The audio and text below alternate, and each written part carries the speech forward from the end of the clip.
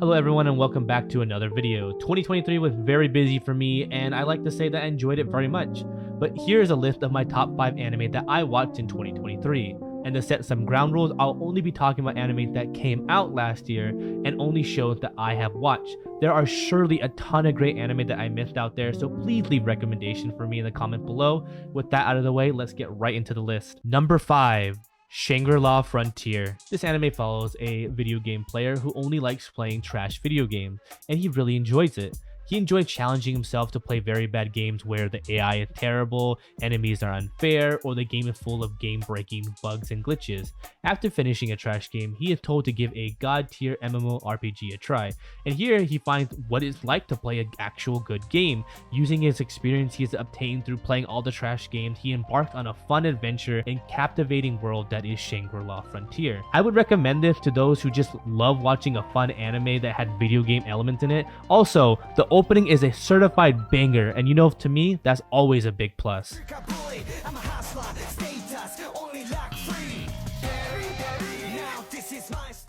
Number 4. Spy Family Season 2. This anime has become my comfort anime. It is still the cute story of the foragers and their exploration on who they are to each other and living a double life. This season has so much fun in it, with just smaller sectioned off episodes dedicated to other few characters to feel like they're in fun scenarios that really flesh them out as characters even more. My favorite had to be Bond's episode where he was so scared of thinking that Yor was going to kill him with either her cooking or just straight up out of anger, so he goes out and finds Lloyd. So funny seeing Bond help Lloyd in his mission in order for him to get home sooner. This season really focuses on Yor a lot and her job as an assassin. A good amount of the episode showed a dilemma on why she is still an assassin, who is she doing it for, and is it worth continuing. Yor at the start of this season had so many action scenes that were very beautifully animated. Yor becomes even more fleshed out and feeling more sympathetic as a character as the season goes on. I had such a wonderful time seeing these characters always have crazy adventures, but most of all seeing how much they really want to be a family, but always are reminded that it's just for the mission or just a lie to keep themselves safe. It is touching anime that really knows how to pull on your heartstrings over and over again. I cannot recommend this anime enough to those who are really coming into the anime community. It is wonderful and fun and overall just a great time. And again, I will also have to say the opening is an absolute banger, so I cannot recommend it enough.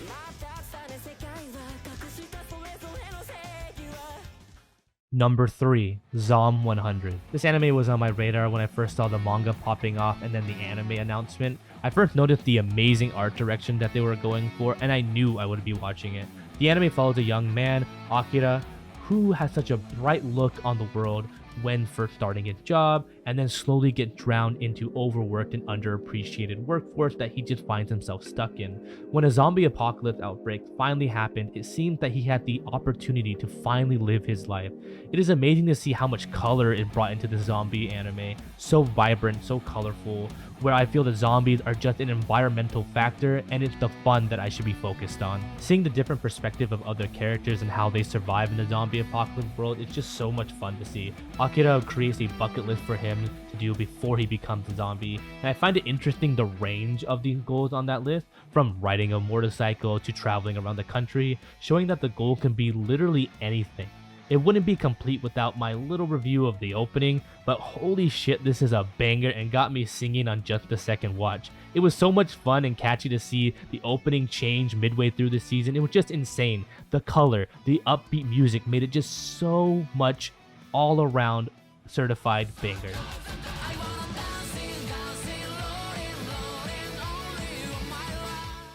Number 2. Vinland Saga Season 2. This series has been nothing but perfect to me in every single way. The growth of the characters, the complexity within the writing of what it means to truly be a warrior is outstanding. Season 2 of Vinland Saga takes a huge turn from where we last left off.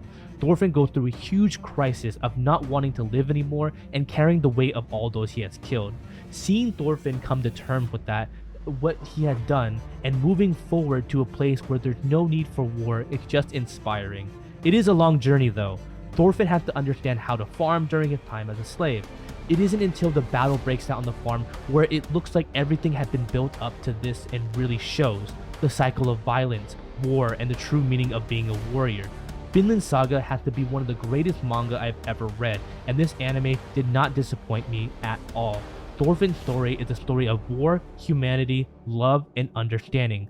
Within season 2, it shows the suffering of characters from so many perspectives, and I will always recommend this anime to anyone. And again, the openings were certified bangers, both of them.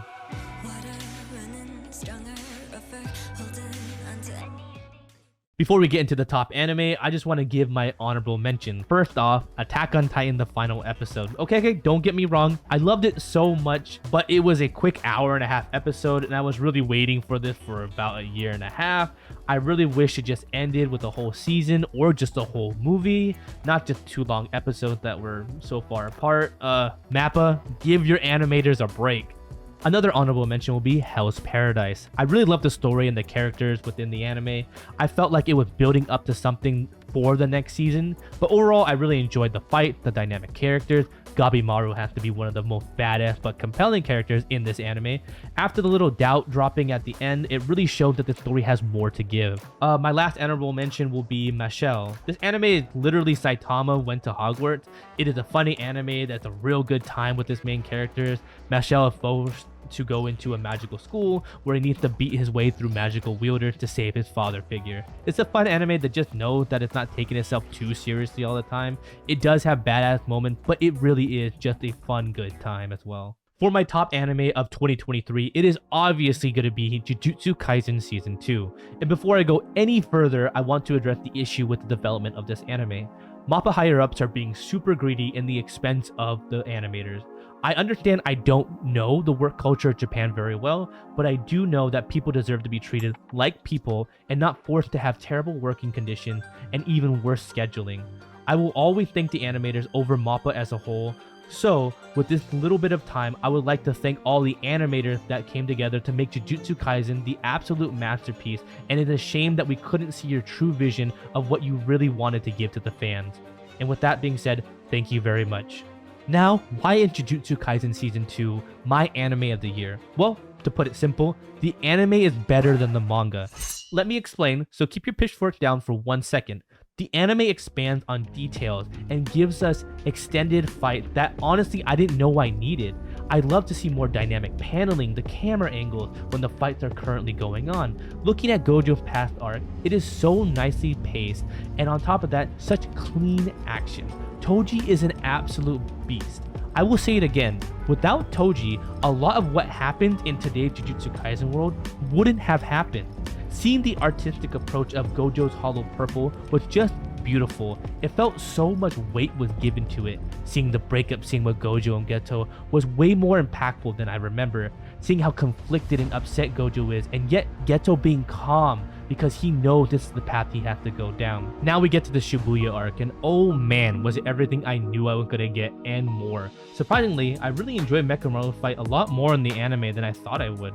It was colorful and such beautifully choreographed fight for what was honestly just a really short fight. Nanami Nobara's death really hit me hard, Nanami being more so because of how much they added to it. I don't think I've ever cried for a whole duration of an episode before like this. We also get Chozo and Yuji's fight, which was 100 times more badass and exciting, using POV shot for Chozo and seeing more ways that he can use blood manipulation. It was just mind-blowing. What a creative way of implementing more new ideas into canon material. It is so nice to have just a fresh perspective. There is a reason that the manga and anime are 2 different mediums. It is used to elevate the manga, and it's exactly what they did for season 2 of JJK. I will not spoil any more because I know dodging JJK spoilers are almost impossible, so thank you. Let me know your top 5 anime of the year or top 10, depending on how many you watched this year. I would love to know and get any more recommendations in the comments below. Thank you for all the support last year, and I look forward to making more videos in the future. If I was going to give myself any goal for the upcoming year, it would be to get 1,000 subscribers and be able to post all year round. So thank you again, and I'll see you when I see you.